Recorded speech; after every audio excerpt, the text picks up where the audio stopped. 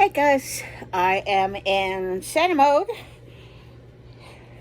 It's doing a show in November and trying out different ideas for some new ornaments. So I thought I would show you one. I thought I haven't ever seen it before. It's probably been out there for a while. But anyway, I thought it was kind of cool.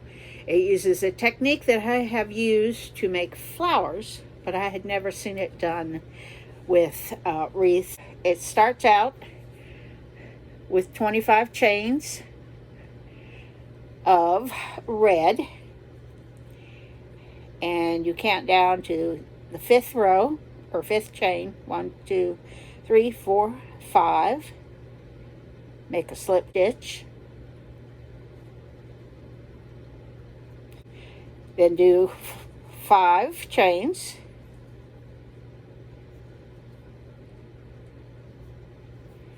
go down into the next hole, anchor that with another slip stitch, and do 5 chains, and just continue that all the way down to the end, and you're going to end up with a little corkscrew of loop-de-loops, and from there I will show you what we do. And as you see, you end up with a cute little spiral, and normally they would wrap it around like this,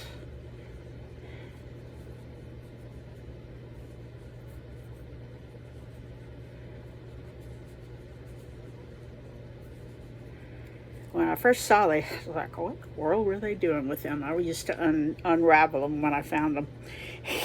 All that work that somebody did, I probably unraveled 100 of them because I didn't know what they were. But anyway, they would wrap them around like that and turn them into a cute little fluffy chrysanthemum looking flower. But we are not going to do that. We're going to turn them into something else. So they do make really cute little flowers. I have since used them quite often. So we got one color, and then I am going to magically appear. We are back, and we, by magic, have another little curlicue of white. What we're going to do is load your loops onto a needle and alternate them. Red, white, red, white, red, white. I found this on Pinterest, and I actually saw some wreaths done with this look. They didn't have any patterns with them. They were just showing ideas.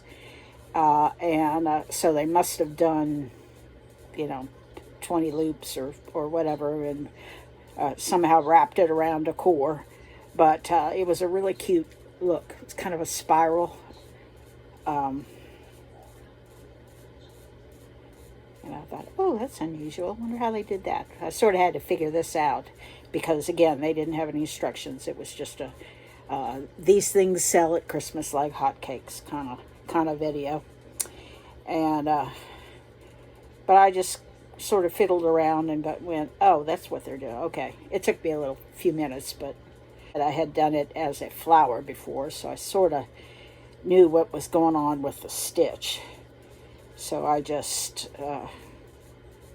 piddled around till well, let me try this, and it worked. These are not terribly hard to do, not terribly hard to finish up.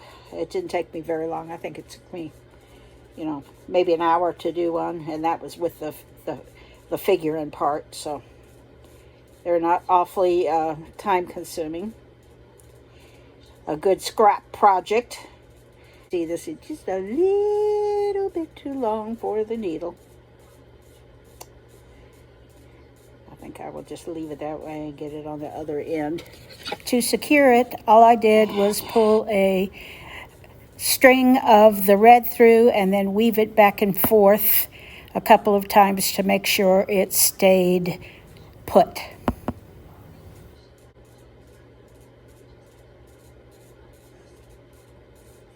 Believe me, I am making this look much harder than it is. I'm just having to rearrange my loops a little bit because I got them on there wonky. I tried to do it too tight.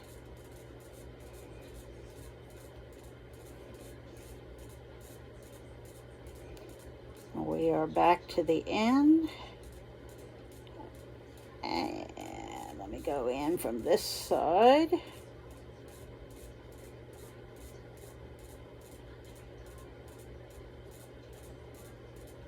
And get all those loops. And grab this end. And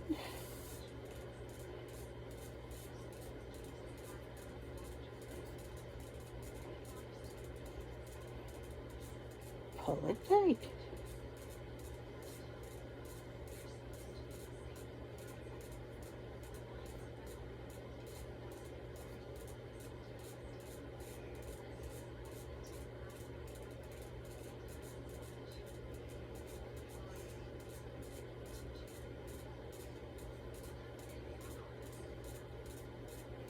And I'm just going to loop this through a couple of times to make sure it's good and secure and doesn't come apart. And all I'm doing is catching that thread, pulling it one way and pulling it the other. And I think I will disguise. I'm going to leave those little tail ends there,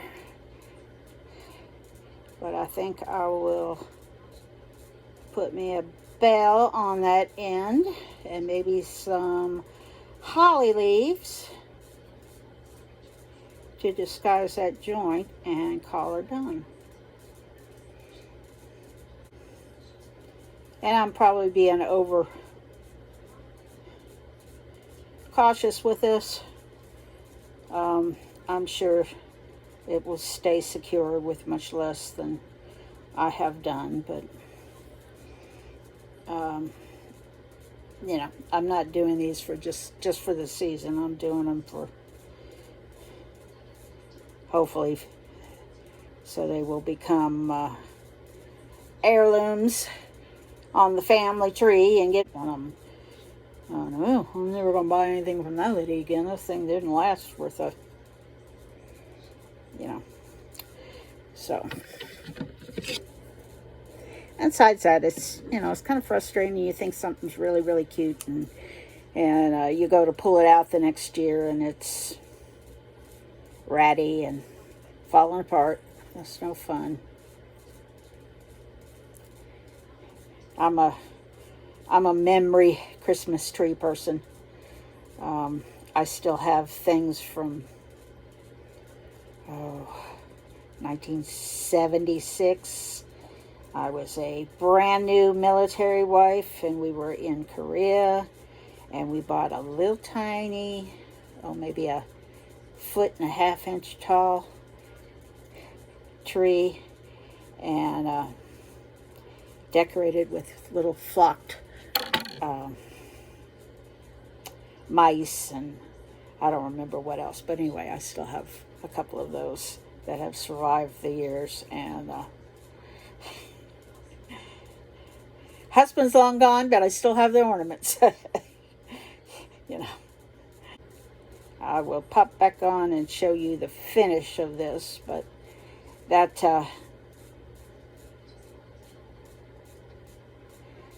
the essence of it. So there it is.